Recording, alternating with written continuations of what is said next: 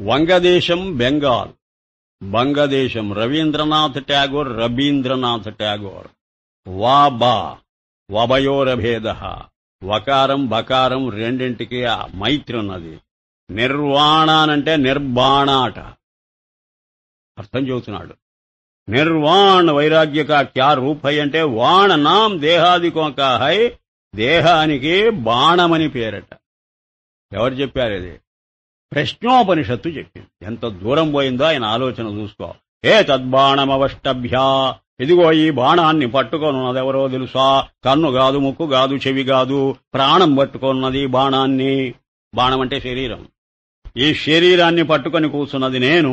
ఆ పాదమస్తకం నేనే ప్రసరిస్తున్నాను. నేను గనక బయటికి పోయానంటే మీరంతా ఉండి ఉపయోగం లేదు అని కంటికి ముక్కుకు ఉత్తర్వు జారీ చేసింది. నేను వెళ్ళిపోతున్నా అనే, అయ్యో నువ్వు వెళ్ళిపోతే మేం చూస్తాం, ఉండవయ్యా మహానుభావ అని అవన్నీ బ్రతిమాలుకుంటే ప్రాణం పోకుండా వచ్చి కూర్చొని ఉన్నదట శరీరంలో. కథ చెప్పినట్టు చెప్పింది ప్రశ్నోపనిషత్తు. ప్రాణం అంటే ఎంత గొప్పదో తెలపడానికి ఒక కథ వెళ్ళింది. అక్కడ వస్తుంది బాణ. ఎంత చూపు ఉండాలి ఆయనకు అని. సరే మంచిది. బాణక అర్థం ఏమిటంటున్నాడు? బాణ ఎక్కడ లేదే రామా. బాణ నాం దేహాదికోకా హై, దేహాన్నే బాణమనంటాం.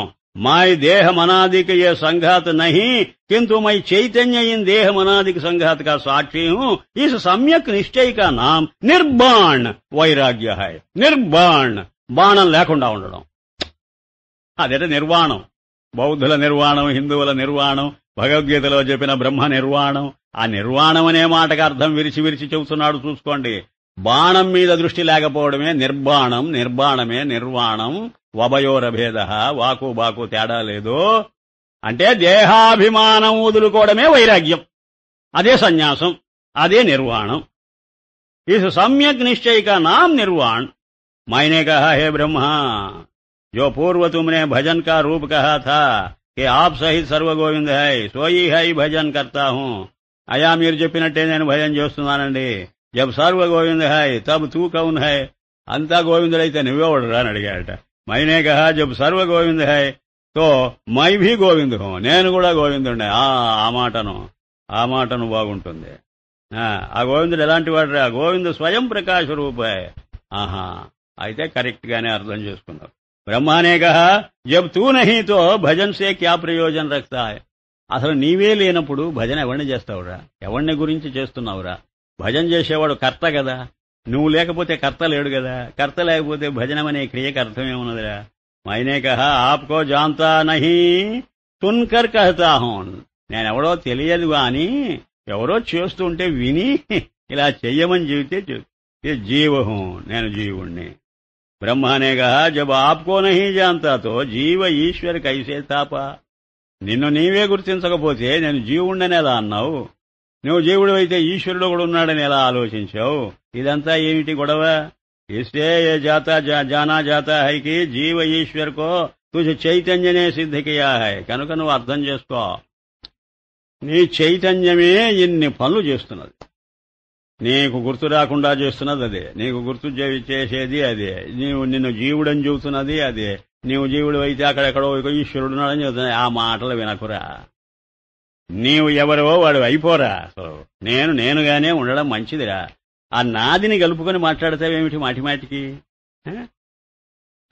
సరే మరి భగవాన్ ఎంత సటిల్ గా అనలైజ్ చేస్తుంటారో చూడండి. దాని మీద దీని మీద వంకబెట్టి ఏదో ఒక విధంగా ఆ స్వరూపాన్ని మన మనసుకు తేవడం ఆయన అభిలాష. మాయ్ భగవాన్ చైతన్యంతో ఆప్కో క్యో నహీ జాంతా. నేను సర్వజ్ఞుణ్ణే అయితే మిమ్మల్ని ఎందుకు నేను గుర్తించలేకపోతున్నాను? బ్రహ్మానే కహా జాన్నే కా తుజ్మే మార్గ నహీ. తెలుసుకోవడానికి నీకు అవకాశం లేదు, అందువల్ల నీవు తెలుసుకోలేకపోతున్నావు. అంతా నేనైనప్పుడు దేన్ని తెలుసుకోవాలి? అవకాశం ఏది? పోయి నన్ను నేనే తెలుసుకున్నా. జో తూ హీ హై సో కిస్కో జానే. నువ్వే అంతా అయిపోయినప్పుడు ఇంకా ఎవడుండా నువ్వు తెలుసుకునేది? కౌన్ హై జో తుజ్కో జానే. ఇంకెవడున్నాడు రా నిన్ను తెలుసుకోవడానికి? అర్థమవుతున్నదా? అంతా నువ్వైతే నువ్వెవడిని తెలుసుకోవాలి? ఇంకొకడు ఎవడైనా ఉంటే కదా నిన్ను తెలుసుకోవడానికి. నిన్నెలా తెలుసుకుంటాడు? వాడు అనేసరికి నువ్వు కాదా వాడు? కనుక వాడు, నీవు, నేను అనే పర్సన్స్ మానే. ఫస్ట్ పర్సన్, సెకండ్, థర్డ్ అది గ్రామర్లో చెప్పుకో, అంతేగాని అద్వైతంలో చెప్పుకో. సరే, మంచిది. నిత్ విషయ్. సరే, ఇంకొక మాట. జబ్ తుజ్కో ఏ నిశ్చయ హువా తో ఆవాగమన్ సే ముక్త హువా. ఈ నిశ్చయమే నీకు కలిగితే ఇక రాకపోకలు లేవురా నీకు. రాకపోకలంటే సంసారం, అంటే జన్మలు జన్మాంతరాలు, అవి రాకపోకలు. అక్కడికి బంద్ అయిపోతాయి. సర్వ కర్మకర్ నిత్ విషయ అహంకార్ మత్కర్. నిత్యమైన విషయంలో అహంకారం లేదు. అంతా అదే అయినప్పుడు పూర్ణాహంకారం అంటారు దాన్ని, అంతేగాని ఈ మనం అనుకునే అహంకారం లేదు. ఆప్ సహిత్ సర్వ గోవింద జాన్. అంతా ఒకటే స్వరూపం అయినప్పుడు ఇంకా అహంకారం ఏమిటి? ఆర్ సర్వ చాహనే సే అచాహో. ఇంకా ఏది కోరాలనుకున్నా చాపల్యం పెట్టుకోకు. గోవింద్ భీ కహా హై జో ముझे చైతన్య కా అప్నా ఆత్మా జాంతా హై. గోవిందుడు మాత్రం ఎక్కడున్నాడు? కాకపోయినా ఆత్మే ఉన్నప్పుడు అచింత్య మేరా రూప్ హోతా హై. అప్పుడు నా రూపమే నాకు కనపడదు, రూపం లేదు, అస్తిత్వం ఉంది. అస్తిత్వాన్ని గుర్తిస్తున్నా స్ఫురణ ఉన్నది, అంతే. ఆప్ కుచ్ మత్ కర్, కర్నే అకర్నే కే కో దేఖ్తా రహ. నువ్వు ఏ పని పెట్టుకోనక్కర్లేదు, ప్రయత్నం లేదు ఇది పొందడానికి. కర్నే అకర్నేకో దేఖ్తా రహ. చెయ్యడం చెయ్యకపోవడం ఈ రెండింటినీ చూస్తూ ఉండు, చేస్తూ ఉండకు. పునః విష్ణు ఆయే ఔర్ కహా. విష్ణుదేవుడు వచ్చాడు, ఆయన ఏదో చెప్పుకుంటూ పోతున్నాడు. ఏమంటున్నాడు ఆయన? జో సర్వమై హూ తో పరాశర్ భీ మై హీ హూ. విష్ణు అంటే వ్యాపకం, సర్వత్రా వ్యాపించున్నప్పుడు నేనున్నానా, పరాశరుడున్నాడా? నేనున్నప్పుడు పరాశరుడు కూడా నేనే. పరాశరుడు నాలో చేరాలి గాని నేను పరాశరుడిలో చేరను. పరాశరుడిలో నేను చేరానంటే నాకు అన్యమైపోతా, పరాశరుడు నాలో చేరితే అనన్యమైపోతా. నా మనసుకు ఏదొచ్చినా అది నాలోకి రావాల్సిందే. తుజ్కో పరాశర్ ఔర్ మై దో భాస్తే హై. అయితే అప్పుడు ఏమవుతుంది? పరాశరుడు ఒకడు, నేనొకడు, ఇద్దరు తయారవుతాం. జాంతా హూ తేరా ద్వైత భేద్ గయా నహి. అలాగే అయితే నీకు ద్వైత భేదం ఇంకా పోలేదని అర్థం. బ్రహ్మనే కహా జబ్ సబ్ తూ హీ హై ద్వైత భేద్ భీ తూ హీ హై. నేను ఇంకో మాట చెప్తానయ్యా, అంతా నువ్వే అయినప్పుడు ద్వైతం కూడా నువ్వెందుకు కాకూడదు? ద్వైత భేదం పోలేదని అంటావే, చూశారా ఎంత సటిల్ గా ఉందో. ద్వైతం ఉంటే మాత్రం ఏమిట? అది అద్వైతంగానే చూడు. తుజ్కో లజ్జా నహీ ఆతి జో అప్నే మే అప్నా దేఖ్దా. నీలోనే నిన్ను వేరుగా చూస్తూ ఉంటే నీకు సిగ్గు లేదా? నీలో నిన్ను చూడకూడదు అంటే స్వగత భేదం కూడా లేదని అర్థం. సజాతీయ విజాతీయ భేదాలే కాదు లేకుండా పోవాల్సింది, స్వగత భేదం కూడా ఉండకూడదు. అంటే నీలో నీకు మళ్ళీ డివిజిబిలిటీ ఉండకూడదు, self divisibility. దేతా లేతా who సర్వరూప Mera high స్వప్న ద్రష్టావత్. ఒక స్వప్నం అంతా స్వప్న ద్రష్టేనా? చెప్పండి. స్వప్నాన్ని చూసే జ్ఞానమేనా స్వప్న జ్ఞేయ ప్రపంచమంతా? అలాగే జాగ్రత్త జ్ఞానమే జాగ్రత్త ప్రపంచమంతా. బా, నీవు ఏది చూస్తే అది నీ జ్ఞానమేనా అని అభిప్రాయం ఉంది కదా స్వప్నంలో. నీ జ్ఞానానికి భిన్నంగా అక్కడ జ్ఞేయం లేదు కదా. అలాగే ఇక్కడ మాత్రం ఏమిటి? నీ జ్ఞానానికి భిన్నంగా పెండ్లాం బిడ్డలు ఇండ్లు వాకిళ్ళు అక్కడ ఉన్నారు. అదేంటండి కనిపిస్తున్నారు కదా, అక్కడ మాత్రం కనిపించడం లేదా? స్వప్నంలో వాడు కనిపించటం లేదా? అదంతా ఏమిటంటే నేనేనంటావు. మరి ఇదంతా ఏంటంటే నాది అని అంటావేంటి? ఆ నేననేది అక్కడ ఎలా అన్నావో ఇక్కడ కూడా అలాగేను. అప్పుడు నాది నాలో కలిసిపోతుంది. బ్రహ్మయజ్ఞం. బ్రహ్మయజ్ఞం అంటే ఏదో అర్థం చూడు. పరాశర్ నే కహా హే బ్రహ్మయజ్ఞ త్వన్. మైనే కహా హే విష్ణు తో భజన్ కిస్కా కర్తా హై. ఎవరిని గురించి భజన? విష్ణునే కహా హై బ్రహ్మ సే లేకర్ చీంటీ పర్యంత సర్వ కా స్వరూప్ సత్చిత్ ఆనంద ఆత్మా హై. అంతా ఆత్మస్వరూపమే. సో స్వతః బంధ మోక్ష రూపీ సుఖ దుఃఖ సే రహిత్ అజన్మ.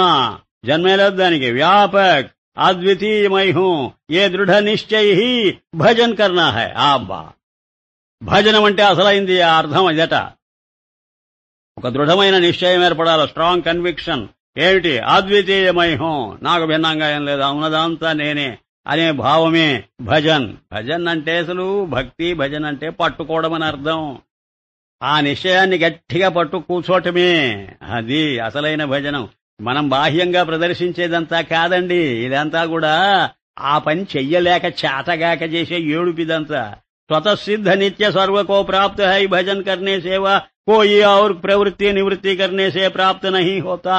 నువ్వు బాహ్యంగా ఏది ప్రదర్శించినా స్వతసిద్ధమైన దానికేమీ మరి ఏ గుణాన్ని ఆపాదించలేవు. అది ఎలా ఉండాలో అలాగే ఉన్నది. ఇస్సే అప్నే సే భిన్న కా భజన్ కర్నా భ్రమ మాత్ర హై. నీకు భిన్నంగా ఏ దేవుణ్ణి చూచి భజన చేస్తున్నావనుకో అది భ్రాంతి. నీకు భిన్నం లేదన్నప్పుడు ఉందని కల్పించుకుంటున్నావు నువ్వు. భజన్ త్రిపుటీమే హోతా హై మై చైతన్య త్రిపుటీ సే రహితం. భజనం ఎప్పుడూ త్రిపుటిని బట్టి ఉంటుంది. చేసేవాడొకడు, చెయ్యబడేదొకటి, చెయ్యటం ఒకటి, ఈ త్రిపుటి ఉంటుంది. ఈ త్రిపుటి ఎక్కడున్నది అబద్ధమేనండి. త్రిపుటి రూపు భజన్ కా ద్రష్టాహూ. ఈ త్రిపుటిని కూడా చూస్తున్న ఎవరో ఆ సాక్షిని నేనని అనుకుంటుండు. అదే అసలైన భజన. ముझ ద్రష్టాకా ద్రష్టా హై నహి. నా ద్రష్టకు మళ్ళీ వేరే ద్రష్ట ఎవడు ఉండడు. जो मुझको अपने आत्मा से भिन्न जाने मेरी उपासना करता है तो నిజస్వరూప జ్ఞాన్ సే భ్రష్ట హై. నన్ను భిన్నంగా చూచి ఎవడైనా ఉపాసన చేశాడో వాడు భ్రష్టుడు. బా ఈ మాట బృహదారణ్యకమా కేనోపనిషత్త ఏదో ఉపనిషత్ అన్నదండి. అన్యాం దేవతాం అన్యో భూత్వా ఉపాసతే. వాడు దేవానాం యథా పశు. వాడు పశువుతో సమానం.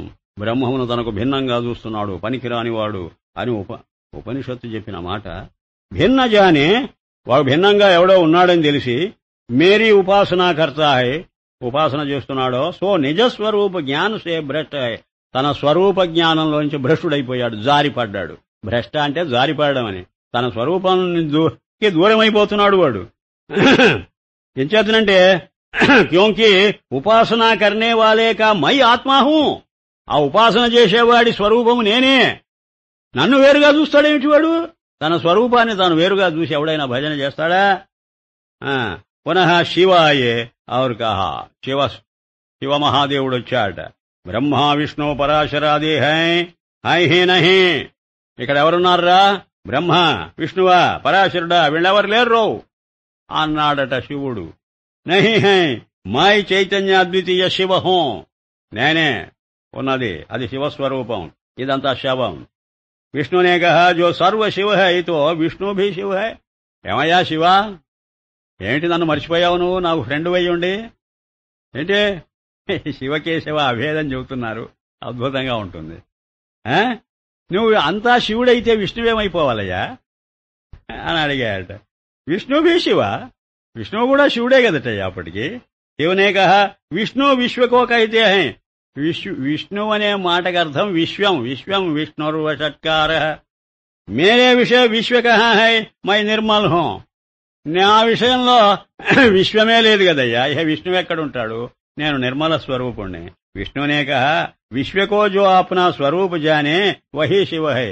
ఏమయ్యా శివ మర్చిపోయావే, విశ్వాన్ని కూడా విశ్వేశ్వరుడు అనుకున్నప్పుడే కదటయ్యా అది శివ.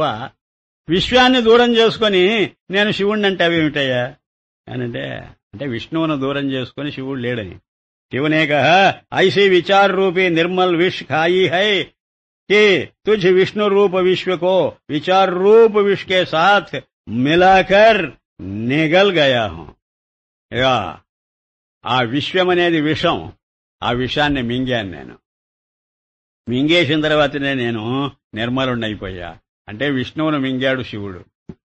విశ్వం విష్ణువు కదా, గరళగ్రీవుణ్ణి నేను నీలకంఠుణ్ణి నేను మింగేశానయ్యా నిన్ను. ఇప్పుడు నాలో జీర్ణమైపోయావు, ఇక నువ్వు విష్ణువు శివుడు కాదా అనే ప్రశ్న ఏమిటయ్యా? సారాంశం ఏ హై, అసలు సారాంశం ఏమిటంటే అప్నే చైతన్య స్వరూపమే విశ్వక అత్యంత భావ్ అనుభవ కర్తాహం.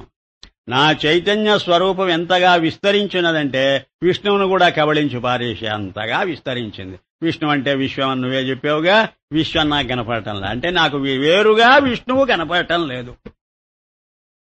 అది శివస్వరూపం. విష్ణువు వేరుగా కనిపిస్తే శవస్వరూపం. విశ్వమే శవం. విశ్వ విషయ విశ్వపునా కహా హై శివ హై. ఇంకా విశ్వం అనేది ఎక్కడున్నది? అంతా శివమే అయితే ఆ, ఈ వ్యాఖ్యానం ఇంకా తమాషగా ఉంది. బ్రహ్మ అనేక విష్ణుపనా తథా శివపనా ముజ చైతన్య బ్రహ్మస్వరూపమే దోనో నహి. ఏమయ్యా శివ, ఒక మాట వింటావా? నువ్వు మింగడం ఏమిటి, నేను నీ లోపలికి రావడం ఏమిటి, ఎందుకీ గొడవ ఈ మాట? ఇదిగో శివత్వము విష్ణుత్వము ఎక్కడున్నాయి అసలు? రెండూ కలిసి ఆత్మగా మారిపోయినప్పుడు, రెండూ కలిసి శుద్ధ చైతన్యం అయిపోయినప్పుడు, దానిలో శివ చైతన్యం ఒకటి, విష్ణు చైతన్యం ఒకటి, కృష్ణ చైతన్యం ఒకటి, రెండున్నాయా?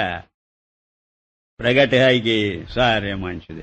భూల్ కర్ కహా హై నహీ తో Atit కిస్సే who సర్వసే Atit Bhi సర్వమై he who జైసే స్వప్న ద్రష్ట. వీటికన్నిటికీ అతీతం అయిపోయా అనుకోవడం కూడా పొరపాటే. ఇవనేవి కూడా నేనే అయినప్పుడు ఇంకా అతీతమేమిటి, అధీనమేమిటి, అంతా ఒకటే. ఒక స్వప్నానికి అతీతమైపోయాననుకుంటే అలాగా ఆ స్వప్నమంతా తానే అయ్యుండి సరిపోయిందా?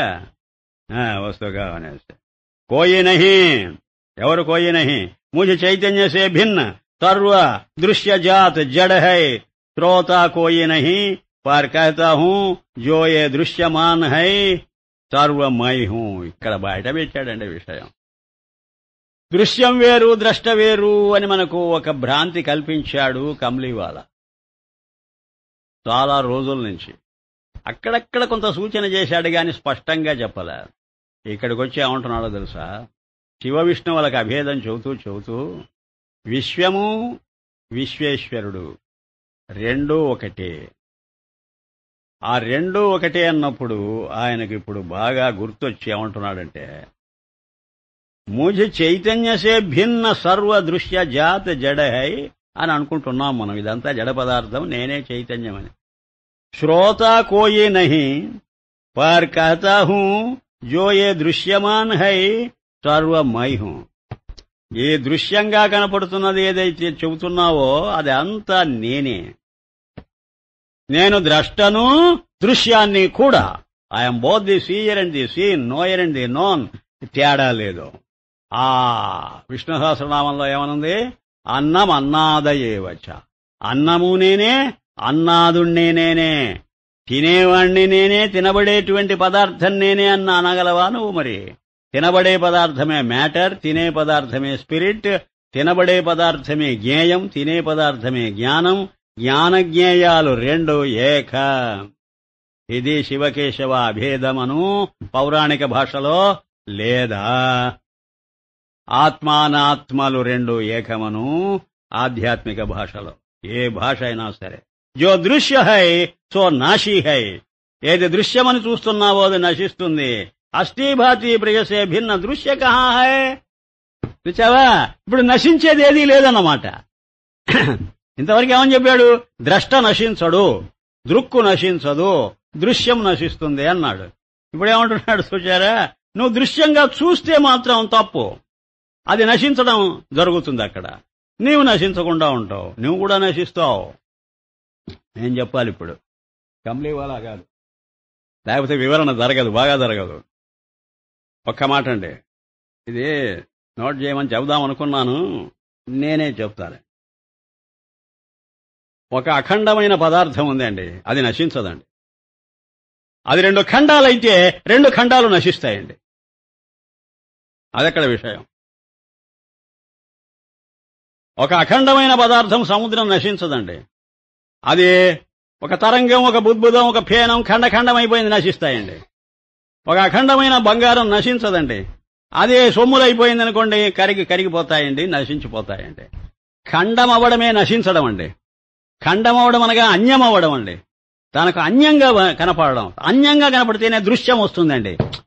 ఒక దృక్కే ఉందనుకోండి, చస్తే నశించదండి. అది వాడు చస్తే చావడన్నట్టు, చచ్చినా చావదండి అది. చూచారా? అఖండమయ్యేసరికి దానికి అడ్వాంటేజ్ ఏమిటంటే నిరాకారం అయిపోతుందండి.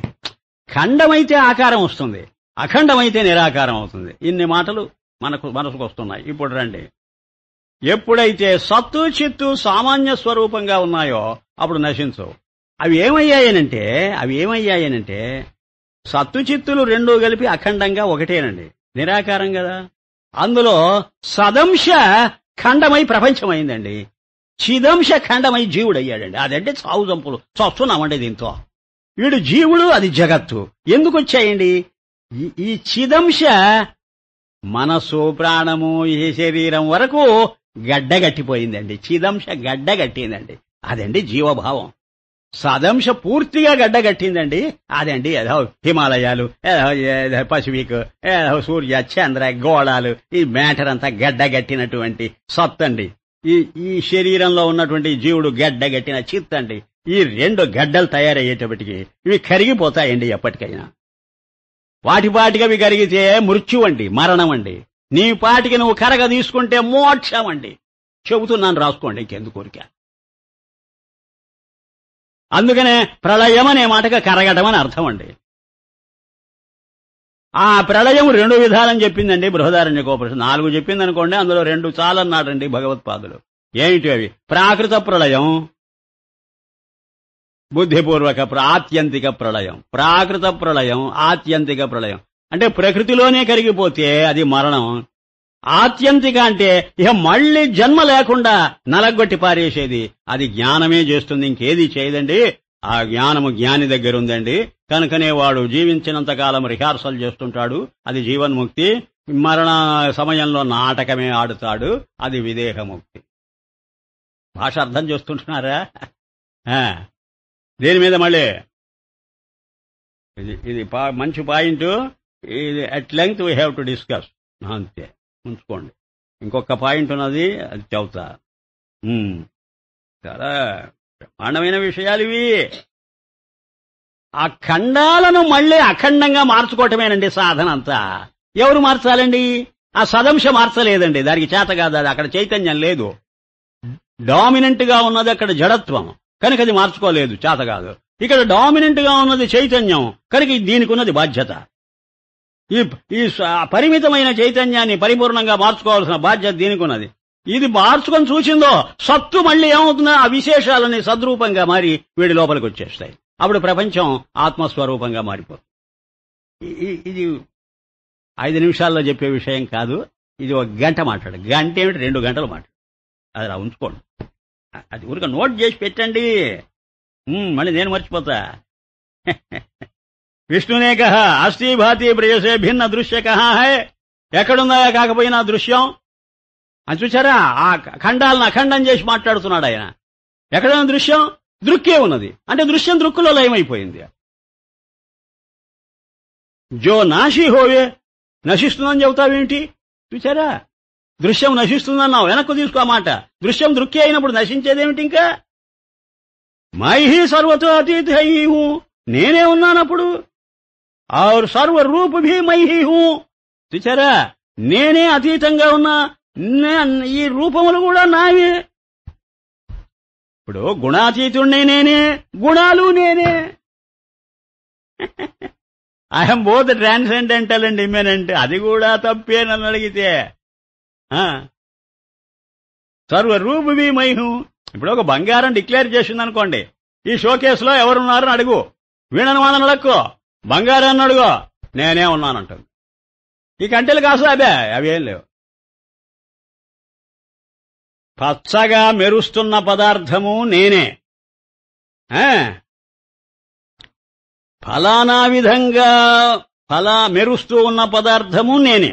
ఫలానా విధంగా అన్నప్పుడు దృశ్యం, అది అక్కడ ఏమిటి, కంటెలు కాసులు అందరూ కనబడుతుంటాయి. ఊరిక పచ్చగా మెరుస్తున్నది నేనున్నప్పుడు స్వరూపంగా అనిపిస్తుంటుంది. అవి కూడా అదేనయ్యా అంటే అప్పటికి అహం అన్నాదా, రెండూ కలిసిపోయాయి. ఆ భావంలో నిలబడు. అది సాధన, అది నిష్ఠ. ఇది ముందు థియరిటికల్ గా గ్రహించటం జ్ఞానం, అందులో నిలదొక్కోవటం. అందుకే పడతాయి కొన్ని జన్మలు. ఏమనుకుంటున్నారు? అసలు ఈ జ్ఞానం కలగటానికే కొన్ని లక్షల జన్మలు. బహూనాం జన్మనామంతే జ్ఞానవాన్. ఇంకా నిష్ఠ, అబ్బా ఏం చెప్పమంటారు. అది భగవద్గీత చెప్పింది రండి, 18వ అధ్యాయంలో వస్తుంది. అది నిష్ఠా జ్ఞానస్య యా పరా అని అంటుందే, అక్కడ వస్తుంది నిష్ఠ.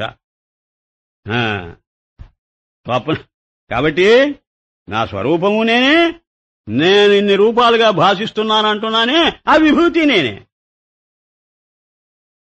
చిత్త వినా చైతన్య కైసే కహేగా. పరాశరుడు అంటాట, ఈ మనస్సు అనేది లేకపోతే ఈ చైతన్యాన్ని గురించి ఎలాగండి మనం పట్టుకోవడము అనంటే ఆయన అంటున్నాడు, చైతన్య చిత్త వాణి వినా సర్వ వ్యవహార కర్తా హూ, इससे वास्तव अचिंत्य भी माया कर सूचे संचित हूँ, संचित भी वास्तव अचिंत्य है हूँ, सचित भी अचित, संचित అంటున్నాడు తప్పు, సచిత్ భీ అచిత్ హూ, అచిత్ భీ సచిత్ హూ. నేను చిత్తం లేనివాణ్ణైనా చిత్తం ఉన్నవాణ్ణైనా రెండో ఒకటే. ఎందుకంటే ఈ చిత్తంతో నువ్వు చూచేది కూడా నేనేనన్నప్పుడు చిత్తం ఉంటే ఏమట అన్నాడు. అంటే మనస్సును చంపాలని ప్రయత్నించకూడదు, చాలా తప్పు. ఏది చంపాలనుకోవడం నెగటివ్ ప్రాసెస్, దాంతో రాజీ పడడం పాజిటివ్. మనస్సు నువ్వు కాకపోతే కదా దాని మీద నువ్వు విరోధం సాగిస్తావేమిటి?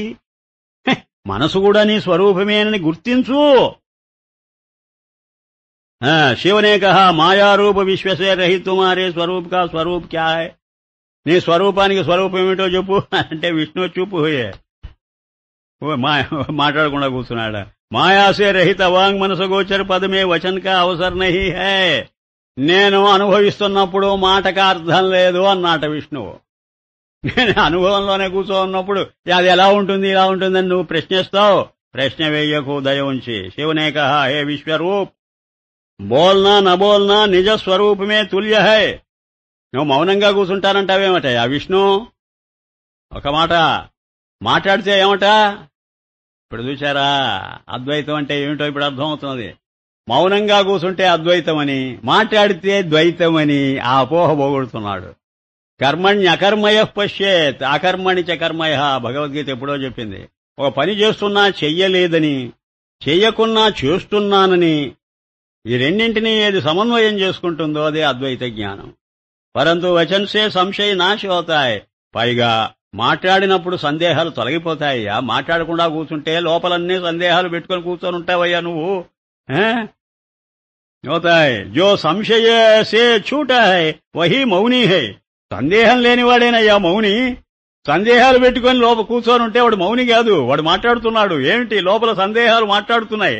ఏమయ్యా ఈ ప్రశ్నకు జవాబు రాలేదే అని లోపల అనుకుంటూ నోరు మూసుకొని కూర్చొని ఉంటే అది మౌనమా? మౌనం అవలంబిస్తున్నామనే వాళ్లను చీవాట్లు. और मन स्थिर नहीं किया तो మౌని హోనా నిష్ఫల్ హై. మనస్సును స్థిమితంగా పెట్టుకోకపోతే మౌనం అవలంబిస్తున్నామని చెప్పే మాటకు అర్థం లేదయ్యా. వాంగ్మౌనం ఎంత గొప్పదో దాన్ని మించి మనోమౌనం. मन आत्मबोध से व पदार्थों में दोष दृष्टि के विचार से व योग से व किसी अन्य विचार साधन से स्थिर है. దాన్ని స్థిరంగా ఉంచుకోవాలంటే ఎన్నైనా ఉన్నాయి ఉపాయాలు. అన్నిటికంటే ఆత్మబోధ గొప్పది.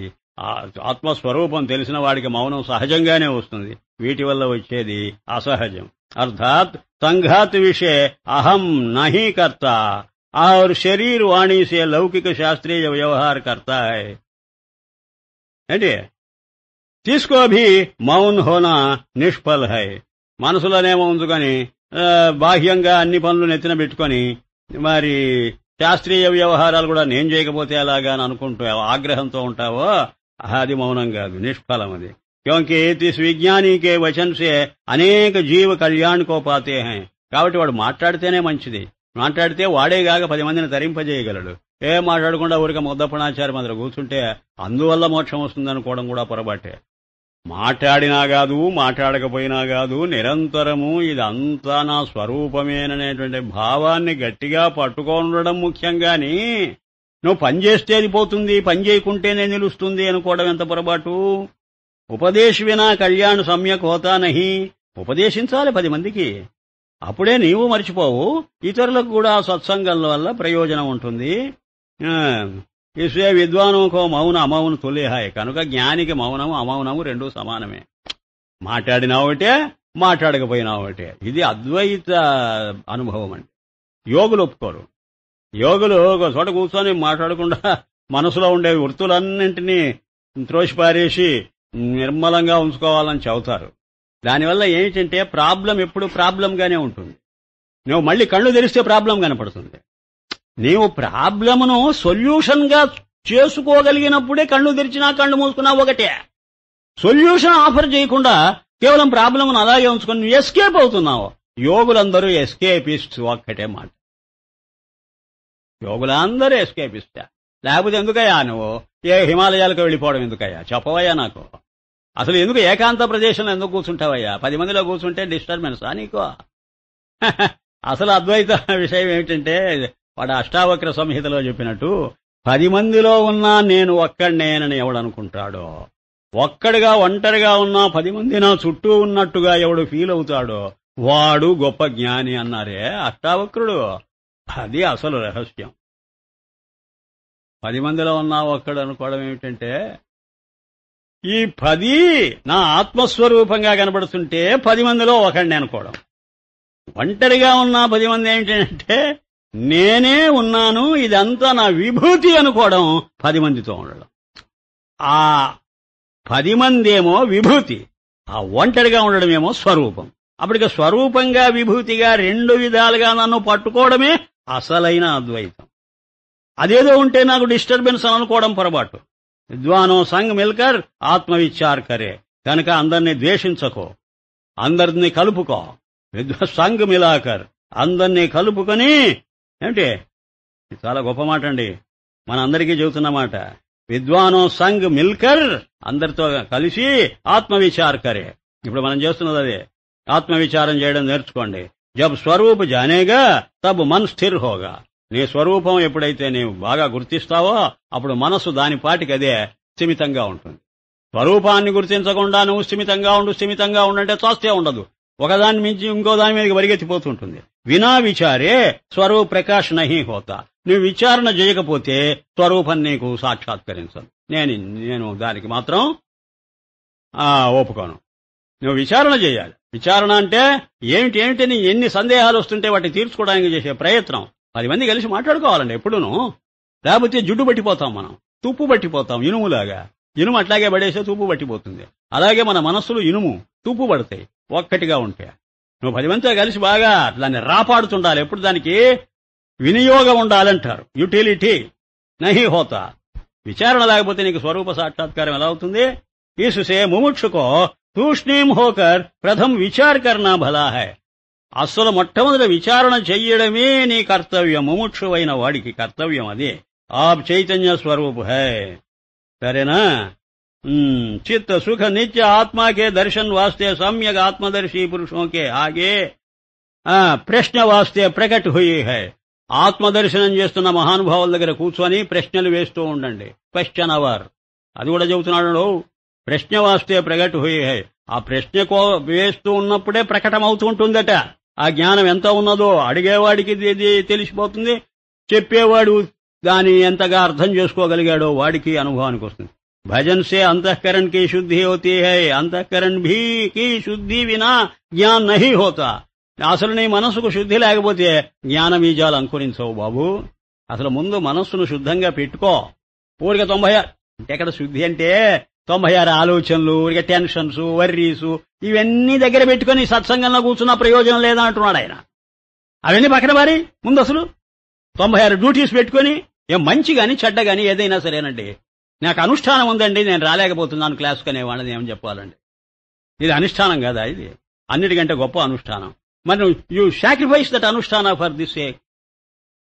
ఇప్పుడు నేను అప్పుడప్పుడు చెబుతూ ఉంటా మీకు, నేను 1 కేజీ బంగారం నీకు ఇస్తా, నీ దగ్గర కేజీ వెండి ఉన్నది, అది నాకు ఇస్తావా అని అడిగితే ఎవడైనా బేవకూఫ్ కాకపోతే ఇవ్వకుండా పోతాడండి? బంగారమే వస్తున్నప్పుడు నీ దగ్గరికి వేధవు వెండి ఎందుకండి నీకు? అలాగే వెండి నీకు ఇస్తా, నీ దగ్గర రాగి నాకు ఇస్తావా అనంటే ఎందుకు ఇవ్వవు? మోర్ వాల్యుయబుల్ థింగ్ నీకు ఆఫర్ చేసినప్పుడు less valuable thing you have to sacrifice for the sake of that more valuable thing. అర్థమవుతుందా? అన్నిటికంటే మోస్ట్ వాల్యుయబుల్ థింగ్ బ్రహ్మ విచారం చేస్తున్నాం మనం. నీ అనుష్ఠానాలు గడిదే గుడ్డు తీసి అదలబారే. నీకు ధైర్యం లేదు. అదేమంటే యోగం, అదేమంటే మంత్రం, అదేమంటే చింతకాయ. జాడించి పారేస్తున్నారు కమలీ వాళ్ళ. अंतःकरण की शुद्धि होती है. अंतःकरण की शुद्धि बिना ज्ञान नहीं होता. ज्ञान बिना सुख नहीं होता. बेचारा శుద్ధి లేకపోతే విచారణ చేయలేవు, విచారణ చేయకపోతే జ్ఞానం అవ్వదు, జ్ఞానం లేకపోతే నీకు తృప్తి లేదు, సుఖం లేదు. ఇస్సే హే మిత్రో ఆపా త్యాగ కర్, మీ అభిమానాన్ని ముందు వదులుకోండి. భజన్ గోవింద్ కా కరో జో ఆవాగమన్ సే ఛూటో, రాకపోకలు లేకుండా పోతాయి. గ్రహణ్ త్యాగ వృద్ధి కేవల్ దుఃఖ హై, ఈ గ్రహణ త్యాగ ఈ రెండే నువ్వు చేస్తూ ఉండే కొద్దీ దుఃఖమే అది. స్వాప్నికే సమాన్ క్షణభంగుర్ హై, ప్రతి ఒక్కటి శరీరం ఎంతకాలం ఉండదు. ఔర్ భజన్ సంసార్ సే తారనే కా నౌకా హై, అసలైన తత్వాన్ని పట్టుకోవడానికి ఒక నౌక భజన. ఆ పట్టుకోవడమేనండి భజన అంటే, వేరే భావనలతో చెప్పటం లేదా ఆయన. అది మనసు ఎప్పుడు పట్టుకుంటూ ఉండాలి, దాన్ని గురించి ఆలోచిస్తూ ఉండాలి. యది పూఛో భజన్ క్యా, మళ్ళీ మీకేమైనా సందేహమా భజన అంటే ఏంటో అని? ఆప్ సహిత్ సర్వ హై హరి హై, ఓ హా వా మై పరిచ్ఛిన్న నహి, ఇదట భజన. నేను పరిచ్ఛిన్నం కాదు, శరీరం మేరకే లేను, సర్వత్రా ఉన్నాను అని నీ సర్వవ్యాపకమైన తత్వాన్ని నిరంతరం గుర్తు చేసుకోవటమే అసలైన భజన. పీఛే జో శేష్ రహా తో అవాచ్య పద హై, ఆ తర్వాత నీకేది దక్కితే అది అవాచ్యం, ఎవరికి చెప్పక్కర్లేదు, నువ్వు అనుభవిస్తూ ఉండు. వహీ సర్వకా స్వరూప హై, వాడే అన్నింటికీ స్వరూపం అయిపోతాడు. ఈస్ నిశ్చయ కా నాం ముఖ్య భజన్ హై, ఈ నిశ్చయ జ్ఞానానికే అస్సలైన భజన అని పేరు. ఇక మిగతావన్నీ ఆభాస, అవి యాంత్రికంగా చేసేటువంటి బాహ్య క్రియలు, అంతేగాని నిజమైన భజన కాదు బాబూ.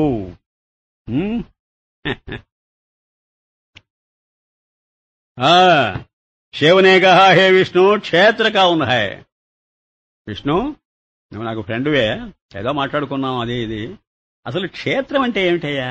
ఇది విచారణ అంటే. వాళ్ళలో వాళ్ళు విచారణ చేస్తున్నారంటే మనం కూడా అలాగే చెయ్యాలని బోధ, అంతేగాని వాళ్ళిద్దరు చేశారని కాదు. క్షేత్ర కౌన్ హై, క్షేత్రం అంటే ఏమిటయ్యా? విష్ణునే కహా జో ముఖ్య వ్యాపక చైతన్య క్షేత్రజ్ఞ సే ఆప్కో భిన్న మాంతా హై వహీ క్షేత్ర. సర్వక్షేత్రాల్లో ఉన్న క్షేత్రజ్ఞుడి కంటే వేరుగా ఏదో ఉందని చూడడమే అది క్షేత్రం. క్షేత్రజ్ఞుడి కంటే వేరే క్షేత్రం ఒకటి ఉంది. భగవద్గీత మీద ఆయన రిఫ్లెక్ట్ చేస్తున్నాడు, అది క్షేత్రం. శివనే కహా భిన్న క్యా, భిన్నంగా ఉన్నదని అంటున్నావే, భిన్నం అంటే ఏమిటయ్యా? విష్ణునే కహా యహీ భిన్న హై కి ఆప్ వ్యాపక చైతన్య హై. నేను వ్యాపిస్తున్నాను అని అనుకోవటమే భిన్నం. అంటే ఇంకొకటేదో ఉండి దానిని నేను వ్యాపిస్తున్నాను అని కదా నువ్వు అనుకుంటావు. అప్పటికి ఇంకొకటేదో ఉంది అనేటువంటి భావం నీ మనసులో ఉంది. విష్ణు ఔర్ కహతా హై మై దేహవాన్ వర్ణి ఆశ్రమీ హూ. నాకొక దేహం ఉంది, నాకొక వర్ణం, బ్రహ్మక్షత్రయాది వర్ణం ఉన్నది, బ్రహ్మచర్యాది ఆశ్రమాలున్నాయని ఆరోపించుకుంటున్నావే. నీ స్వరూపం మీద వీటిని ఆరోపించుకుంటున్నావు, కల్పించుకుంటున్నావే. అది ఉన్నంత వరకు నీకు అది దృశ్యంగా కనపడుతుంటుంది, దాన్ని వ్యాపించాలని చూస్తుంటావు. విష్ణునే కహా హే పరాశర్ కహో తేరా నిశ్చయ క్యా హై. ఇద్దరు కలిసి పరాశరుడి వైపు చూసి నీ నిశ్చయం ఏమిటో అన్న. మాయనే కహా క్యా కహూ, ఏం చెప్పమంటారండి? నిశ్చయ బుద్ధి సే హోతా హై, మై చైతన్య బుద్ధి సే రహిత బుద్ధి కా సాక్షి హూ. నిశ్చయం ఏమిటని అడుగుతారేమిటండి? నిశ్చయం అనేది బుద్ధికి ఏర్పడుతుందండి. నువ్వెవరు? నేను ఆత్మనండి. అంటే అర్థం బుద్ధికి కూడా సాక్షినండి. బుద్ధికి సాక్షి అయి ఉండి నాకు నిశ్చయం ఏమిటి, అనిశ్చయం ఏమిటి, ఆ భావాలు ఎందుకు వస్తాయండి నాకు? పర్ జో తుమ్ కహో సోయి నిశ్చయ కరు. మరి మీరు చెప్పండి, పోనీ నిశ్చయం ఏమిటి, అది చేస్తా. విష్ణునే కహా తు నిర్లజ్జ హై, తుజ్కో కహనా యోగ్య నహి. నీకు సిగ్గు లేదు, నీతో మాట్లాడడం మంచిది కాదు. మైనే కహా శరీర్ కే పహరావ్ సే నగ్న హూ, ఇసీ సే నిర్లజ్జ హూ. నిజమేనండి, నాకు సిగ్గు లేదన్నాడు పరాశరు. ఏరా అంటే శరీరమే లేదు, మరి నాకు సిగ్గుపడాలి కదా. శరీరం అనేది లేకుండా పోయేటప్పటికి నేను అందరికీ కనపడుతుంటాను కదండి. అందరికీ కనపడితే అదే కదండి సిగ్గు. విష్ణు రూప్ తుమారా క్యా హై. అయితే నన్ను అడిగావే సిగ్గు లేదని, మీ రూపం ఏమిటో చెప్పండి ముందు.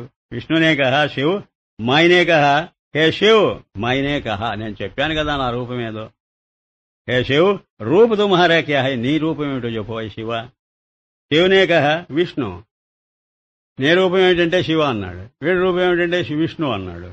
అగస్త్యనే కహా నా విష్ణు నా శివ. శివుడు కాదు విష్ణువు కాదయా రూపం. ఆప్సే ఆప్ అవాచ్య పదహం. నేను మాత్రం శివ కాదు విష్ణువు కాదండి, నేను అగస్త్యుణ్ణి కూడా కాదండి, నేను కేవలం నా పాటికి నేనున్నానండి, అదేనండి నా రూపం. హే మైత్రే తిస్ సభామే యహి నిశ్చయ హువాకి ఆత్మా వినా ఔర్ కుచ్ నహీ. అప్పుడు డిక్లేర్ చేశారట అందరూ, ఎవరికి వారు తప్ప మరొకటి ఏదీ లేదు. ఆ ఎవరికి వారు ఉన్నప్పుడు ఎంతో మంది ఉన్నారని కాదు అర్థం. ఇప్పుడు నీ దృష్టితో చూస్తే ప్రపంచమంతా నీ స్వరూపమే, నేను లేను. ఇప్పుడు నా దృష్టితో చూస్తే ప్రపంచమంతా నా స్వరూపమే, నీవు లేవు. అప్పటికి నీవు నాకు కనపడవు, నీకు నేను కనపడను. అప్పటికి ఈ రెండూ కలిసి ఆత్మగా మారిపోయాయి. అప్పటికి సర్వాత్మ అంటారు దీన్ని, ఏకాత్మ అంటారు దీన్ని. సరా ఇప్పుడు ఇప్పటికీ సందేహమే చాలా మందికి. ఇప్పుడు పిల్లి కళ్ళు మూసుకొని పాలు తాగినట్టు ఇప్పుడు నేను మొత్తం ప్రపంచం నేనే అనుకుంటే సరిపోతుందా? మిగతా వాళ్ళందరూ ఉంటారు కదా, వాళ్ళు కూడా అలాగే. ఏమిటి జవాబు చెప్పండి? నీవెప్పుడైతే సర్వము నేననుకున్నావో మిగతా వాళ్ళు ఎక్కడ కనపడ్డారు నీకు? ఆ మిగతా అంతా కూడా సర్వంలో చేరిపోయిందిగా. సర్వము నీవైనప్పుడు ఇంకా మిగతా అనే ప్రశ్న లేదుగా.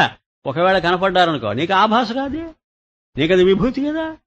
అప్పటికి నువ్వు మిగతాదంతా నీ విభూతిగా చూడు, నిన్ను స్వరూపంగా చూసుకో, అది అద్వైతం. ఇంకా ద్వైతం ఎక్కడుంది నీకు? ఎవరికి వారు అనడం కూడా ఇప్పుడు మనం అయ్యే కాక మాట్లాడుతున్నాం.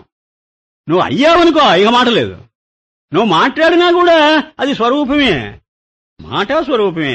తుభి శరీరకే పహరావుసే, ఆ శరీరం యొక్క పరిధిలో నుంచి నగ్నమైపో. శరీరం లేకపోవడమే నగ్నత్వం. నేకెడ్నెస్ ఏమిటో చూస్తున్నాడు. అబ్బా, ఆ శరీరమే వస్త్రం. మైత్రేయనే కహా మైతో హైహీ నహి తో నగ్నహోవు క్యా. నేనే లేకపోతే నగ్నత్వం ఏమిటండి ఇంకా అన్నాట వాడు. ఆ నేను అనంటే వాడి ఉద్దేశం ఏమిటి? శరీరమే నేననుకునే నేను. మన కల్పిత నవీన్ బంతే హీ నగ్న హోనా హై. నేను నగ్నమయ్యాను అనుకోవడం కూడా మనస్సు యొక్క కల్పనే కదా. పార్ కహో నగ్న కిస్కో కైతే హై, ఎవరిని చేస్తావయ్యా నగ్న నువ్వు? पराशर ने कहा वही नग्न है जो स्थूल सूक्ष्म कारण शरीर के पहराव से तथा सर्व पदों से मुक्त है. ఈ స్థూల సూక్ష్మ కారణ శరీరాలు మూడు వదిలేసి, త్రిపురాలు మూడు వదిలేసి, స్థూల ప్రపంచం, సూక్ష్మ ప్రపంచం, అవ్యాకృత, ఈ మొత్తం నాకు కనపడకుండా పోవడమే నగ్నత్వం. నాకు నేనే ఉండడమే నగ్నత్వం. ముక్తే నగ్నం. मैत्रेय ने कहा तो सबसे बड़ा भासता है मानो दूसरा ब्रह्म है. నువ్వు అందరికంటే గొప్పవాడు కదా, బ్రహ్మం ఎక్కడుంది? పరాశర్నే కహ ద్వైత అద్వైత సే రహిత స్వయం హో. నాకు ద్వైతం లేదు, అద్వైతం లేదు, రెండిటికి అతీతంగా నా బ్రహ్మ విష్ణు దేహసే లేకర్ సర్వనామ రూప వికార్కో మైనే ఉత్పన్న కియా హై, నేనే వీటిని సృష్టించా అన్నాడట. అంటే ఎవడో ఒక ఈశ్వరుడు నుండి సృష్టించడం కాదు. సృష్టించడం అంటే అర్థం తెలిసిందా ఇప్పుడు? నా కల్పన అని. సృష్టి అంటే కల్పన. నేను అజ్ఞానంలో ఇదంతా ఉందని అనుకున్నాను, అది సృష్టి. జ్ఞానం అనేది నాకు ఉదయించేటప్పటికీ నా పాటికి నేనే ఉన్నా. సృష్టి స్రష్ట రెండూ కలిసి ఆత్మస్వరూపం. ఇది ఇప్పటి అనుభవం కనుక మరి ఏదీ లేదు. సృష్టించానంటే మళ్ళీ అజ్ఞానంలో పడిపోతా, లేదనుకుంటే జ్ఞానమే, అదే నా స్వరూపం. ఇదే విషయం. ఓం శాంతి శాంతి శాంతి.